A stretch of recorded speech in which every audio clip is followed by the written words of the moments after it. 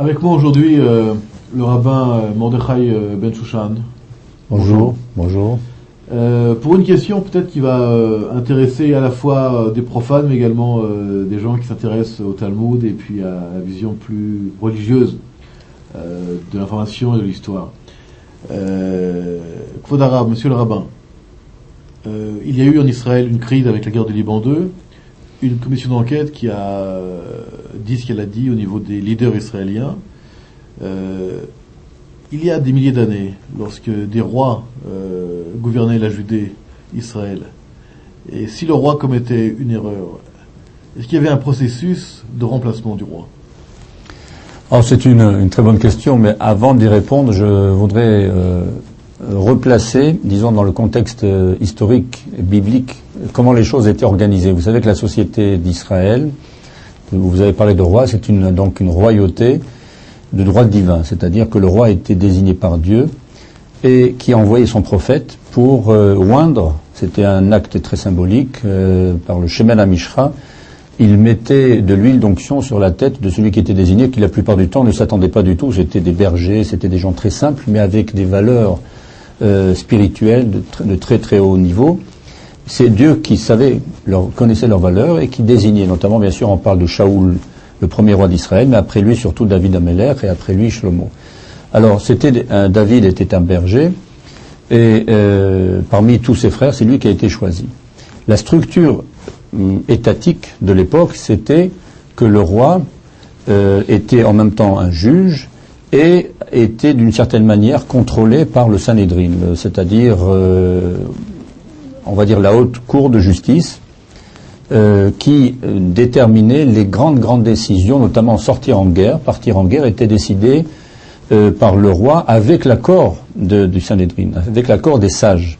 Ça veut dire qu'il ne pouvait pas y avoir une aventure guerrière du roi pour des raisons de conquête de territoire, etc., qui prenait la décision, c'était authentifié, c'était avalisé par... Est-ce qu'on sait s'il y a eu des décisions qui n'ont pas été prises parce que le Sanhédrin à l'époque a refusé que le roi aille en guerre? Alors il y a en effet il y a eu des précédents, mais le roi est quand même sorti en guerre.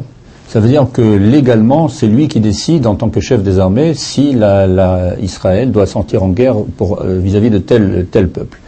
Pourquoi il était important, c'est pour ça que j'avais commencé par cela, de choisir l'homme qui devait être le roi, parce que ce sont ses qualités qui faisaient que et sa rectitude et sa valeur morale qui faisait qu'il ne prenait jamais de décision comme ça à l'encontre des sages qui détenaient la loi, la Torah, et qui pesaient le pour et le contre.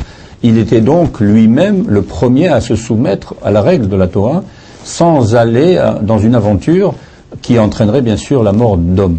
Et par conséquent, certaines décisions, on sait que David Améler était un roi très guerrier, mais toutes ces guerres étaient voulues. La preuve, c'est qu'il consultait à chaque fois les Urim et Tumim, les pierres, enfin le pectoral que le Kohen Gadol, le grand prêtre, portait sur sa poitrine dans le Mishkan à l'époque, puisqu'il n'y avait pas encore le temple. Et avant d'aller dans une guerre, il consultait pour savoir si Dieu était d'accord ou pas qu'il mène cette guerre. Et lorsque l'accord lui était donné, d'une manière très particulière à la consultation de je dis pas des oracles, hein, c'est carrément les Urim et Tumim que le Kohen portait, alors à ce moment-là, il partait en sachant que Dieu allait lui donner la victoire. La victoire n'était pas acquise à 100%, mais cette guerre-là qu'il décidait, alors Dieu lui donnait cette victoire. Par conséquent, il y avait quand même, on va dire, un moyen de contrôle de ces décisions. C'était essentiellement au niveau de la guerre que Combien de sages siégeaient dans ce Sanhédrin? 70, plus le chef du Sanhédrin qui était le Nassi, qui était avec 71 sages. Et il prenait la décision à majorité absolue? Oui, absolument, majorité absolue, majorité simple, absolue. Mais encore, il fallait savoir s'il était compétent, c'est exactement comme dans un tribunal aujourd'hui, savoir s'il a compétence pour juger telle ou telle affaire. C'est-à-dire que toutes les affaires n'étaient pas forcément soumises au Sanhédrin. Alors reprenons, puisque le temps quand même nous est limité. Donc, le roi consulte le Sanhédrin, part en guerre. La guerre n'a pas été une réussite. Qu'est-ce qui se passait à l'époque? Le roi n'était pas remis en cause. Parce que c'était une mauvaise décision, mais on va dire il n'y a pas de précédent au niveau de David dont je parle. beaucoup plus tard, il y avait la royauté a échappé à David et finalement il y a eu des rois qui étaient des aventuriers et comment dirais-je, des charlatans à la limite.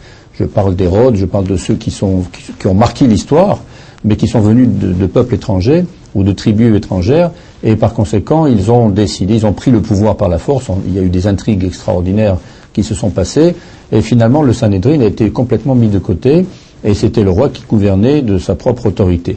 Dans un tel contexte, bien sûr, les choses changent, et il est évident qu'à ce moment-là, le roi n'est plus agréé par le Sanhédrin, le peuple ne le veut plus, mais il s'impose, et il se maintient au pouvoir par sa seule autorité et par la crainte qu'il générait. Et qui nommait ce Sanhédrin?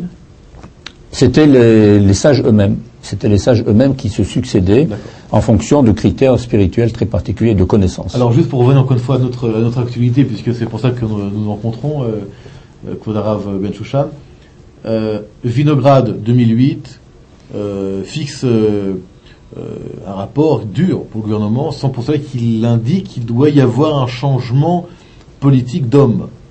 Si nous prenons cette guerre du Liban 2 comme une guerre à l'époque entre, je sais pas, les peuples du Nord et les peuples d'Israël, parce qu'il y a eu des guerres de ce type, et que la guerre n'a pas un succès, est-ce que Vinograd aurait eu sa place à l'époque? En Vinograd, si on transpose les juges d'aujourd'hui à ceux qui étaient beaucoup plus nombreux du Sanhédrin, on peut considérer, enfin ils n'ont pas les mêmes critères de décision aussi, on peut considérer que les conclusions n'auraient pas été aussi nuancées et diffuses. Par exemple, on sait très bien que dans les mots très complexes et juridiques que la commission Vinograd utilise, on peut éventuellement avoir des interprétations différentes. Ils ne se sont pas gênés, les politiciens, pour le faire aussi. Par conséquent, ça n'aurait pas pu arriver avec le Sanhédrin, avec les sages de l'époque qui disaient leur fête au roi sans embâge. Il n'y avait pas à louvoyer, il n'y avait pas 36 demi-mesures. Mais le roi restait en place. Mais le roi restait en place parce que, encore une fois, il était désigné par Dieu et voulu par Dieu. Maintenant, lorsqu'il faisait, n'oublions pas quand même qu'il y a eu des choses graves qui se sont passées au niveau de David, lorsqu'il a agi d'une manière qui n'était pas morale, en prenant notamment Bathsheba, la femme d'un autre, bien que l'autre, il avait envoyé au front, et il meurt au front. Nathan, le prophète de l'époque, est venu lui dire carrément que Dieu n'avait pas du tout apprécié cette attitude en prenant, alors qu'il avait des femmes autant qu'il voulait, mais celle-ci en particulier qui appartenait à un autre. Et à partir de là, on va dire que David prend conscience de son erreur, il demande pardon, il fait teshuva. Il y a une sincérité qu'on voit rarement aujourd'hui chez un homme politique. Ça veut dire j'ai commis une erreur, je sais que j'ai mal fait, j'aurais dû faire autrement. Et il reconnaît ses égarements. Pour conclure, Kvod Harav, excusez-moi, est-ce qu'on pourrait dire que, à la différence de la tradition française et révolutionnaire, la révolution n'est pas un fait dans la tradition juive et biblique et moderne? Non, il n'y a pas vraiment de révolution. Je dirais, l'esprit révolutionnaire n'existe pas dans la Bible véritablement. Pourquoi? Parce qu'encore une fois, la structure était bien pensée. Il y avait un prophète qui était là en amont, pour avertir, pour dire attention, on est sur la mauvaise pente, on est dans la mauvaise direction, il faut changer, etc. Par conséquent, il y avait une prise de conscience qui était élaborée au préalable et qui n'arrivait pas, qui ne débouchait pas sur une situation de crise dans laquelle on ne voyait pas trop d'issue. Il y avait toujours une analyse des choses qui était en amont, et les gens en place avaient la sagesse de reconnaître ce qu'il fallait faire, ce qu'il ne fallait pas faire, leurs erreurs, et à partir de là, ils rectifiaient le tir. Mais le roi restait en place. Mais le roi restait en place, en tout cas dans les exemples dont on peut parler. Merci beaucoup, c'était une petite discussion entre les rois d'hier et les premiers ministres d'aujourd'hui, des milliers d'années qui se suivent, avec des questions qui restent centrales, et aujourd'hui, et également à l'époque. Merci beaucoup, Kvod Harav. Au revoir.